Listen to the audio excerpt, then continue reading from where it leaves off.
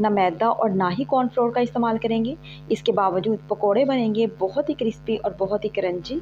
सिर्फ 3 चीज़ें, आलू, प्याज और बेसन, और चंद बेसिक हम मसाले इस्तेमाल करेंगे और उसके बावजूद ये बहुत ही क्रंची, क्रिस्पी और मज़ेदार पकोड़े बनते हैं। तो चलें फिर बनाना शुरू करते हैं। बिस्मिल्लाहिर्रहमानिर्रहीम। सबसे पहले हमने आलू और प्याज दोनों की कटिंग करनी है। दोनों की कटिंग हमने लंबाई में करनी है और बहुत ही बारीक करनी है। हाफ़ टी स्पून मैं इसमें शामिल करूँगी हल्दी, और हाफ़ टी स्पून मैं इसमें शामिल करूँगी कुटी हुई लाल मिर्चें, और हाफ़ टी स्पून मैं शामिल करूँगी लाल मिर्च पाउडर, और तकरीबन हाफ़ टी स्पून ही है यहाँ पे साबुत खुश्क धनिया। ठीक है, हाफ़ टी स्पून से थोड़ा सा कम मैंने ज़ीरा इसमें शामिल किया है। हाफ़ टी स्पून नमक शामिल करेंगे। इन मसालों की क्वांटिटी आप अपने टेस्ट और चॉइस के अकॉर्डिंग कम या ज़्यादा भी कर सकते हैं। ठीक है, अगर आप इसमें अजवाइन भी शामिल कर लें वो भी बेहतर है, और थोड़ी सी कसूरी मेथी भी डालना चाहें तो वो भी आप डाल सकते हैं। तमाम चीज़ों को हमने कर देना है मिक्स। पानी अभी हमने शामिल नहीं करना, पानी डाले बगैर तमाम इंग्रेडिएंट्स को अच्छे तरीके से मिक्स करेंगे और तकरीबन 10-15 मिनट के लिए स्टे देंगे। इसके बाद हम इसमें थोड़ा थोड़ा बेसन शामिल करेंगे और मिक्स करेंगे।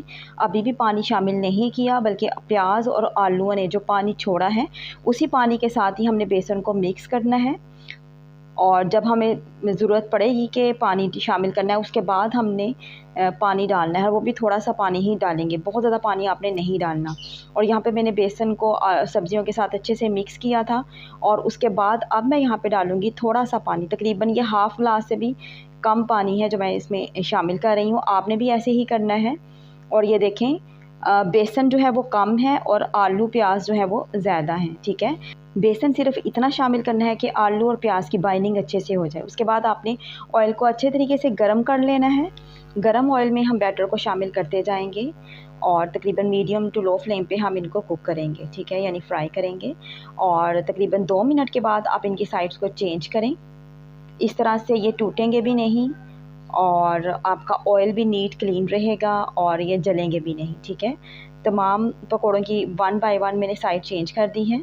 इसके बाद ये देखें, आप इनको दोबारा से पलट लें, दोनों साइड से अच्छा सा प्यारा सा गोल्डन कलर आ जाए तो इसका मतलब है कि आपके जो पकोड़े हैं वो फ्राई हो चुके हैं। ठीक है, अब आप चेक कर लें कि ये पकोड़े ना सिर्फ देखने में खूबसूरत लग रहे हैं, इनका कलर बहुत ज़बरदस्त है और खाने में भी बहुत ही ज़्यादा टेस्टी बनते हैं। आज की सिंपल सी आसान सी रेसिपी अच्छी लगी हो तो इस वीडियो को आप अपनी फ्रेंड्स और सिस्टर्स के साथ लाजमी शेयर कीजिएगा।